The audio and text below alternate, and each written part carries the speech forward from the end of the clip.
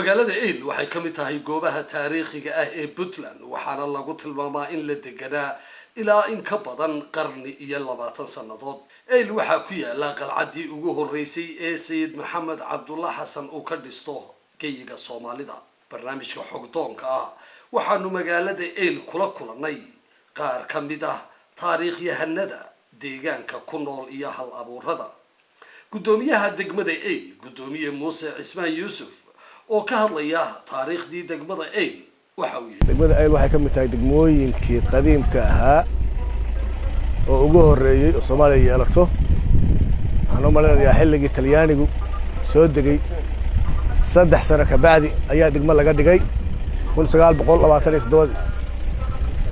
intii ka dambeysay Talyaanigii dawladda rayidka ahayd dawladda militariga ahayd dawlad goboleedyadan Soomaaliya markay burburay inta waa shaqeynaysa maamul beela. dhinaca kale Eyl waxay ka mid ahayd goobihii burcad badeed ducaanka ku ahayd isagoo arrimahaas ka hadlaya mar kale gudoomiyaha degmadu waxa uu yiri saameyn weyn bay ku yeelatay. waxay ku yeelatay mid amni bay ku yeelatay mid dhaqan bay ku yeelatay mid dhaqaale bay ku yeelatay ka saameynteedu aad bay u badan.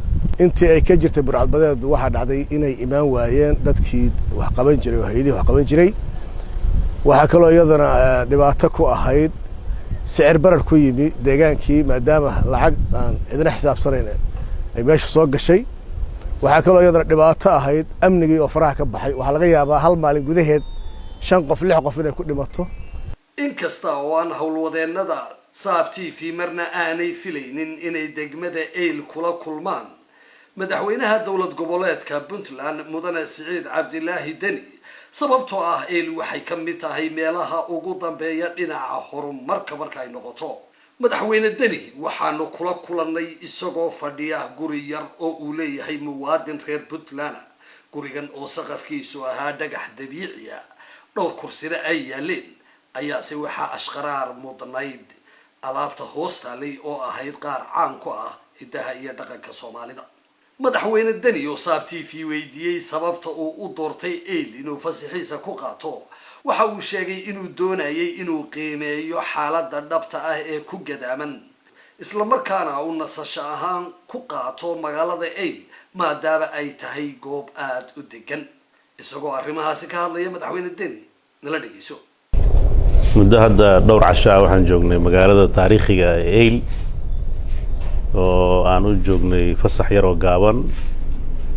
runtii waa magaalo taariikhi ah magaalo aad u qurux badan.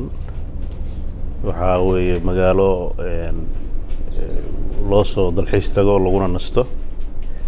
goobtan aan degannahay runtii waa goob loo diyaariyay inay noqoto meelaha la soo booqdo ee museumka ah.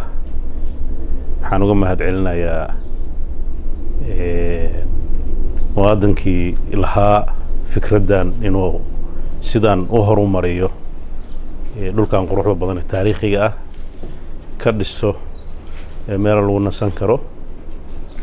muwaadin Dirios la yiraahdo runtii oo nin ilbax ah oo muddo badan qurbaha ku noolaa oo dalka dib ugu soo noqday dadkana wax badan baray.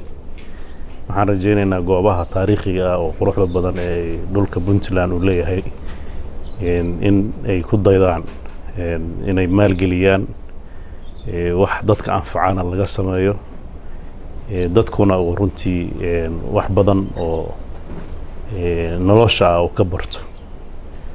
sidoo kale TV-ga Saab oo runtii isna booqanayay magaalada Eyl oo taariikhdeeda barnaamij ka qabanayo soo booqdeen aad baan uga mahadcelinaynaa haddii Ilaahaydmo. waxaan rajaynaynaa markii la arko muuqaalkan in uu dadka Soomaaliyeed wax badan ay ka bartaan dhulkooda oo meelaha aan la aqoon ka mid ah oo magaalo u dhow caasimadda Puntland oo 200 kilomitir u jirta.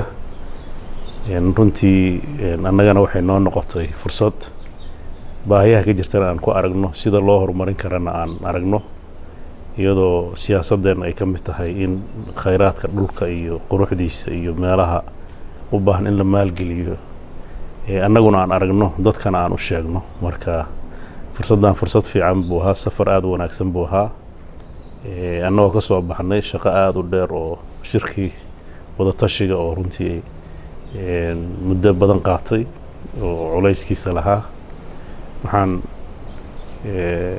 door bidnay inaan magaalada ay fasax u nimaano waan rajaynaynaa dad badan oo Soomaaliyeed oo dibadaha iyo dalka jiraba in iyaguna soo booqan doonaan aad u mahadsantahay علي أحمد رابي علي سيو صار تي في دقمة إيل بنتلاند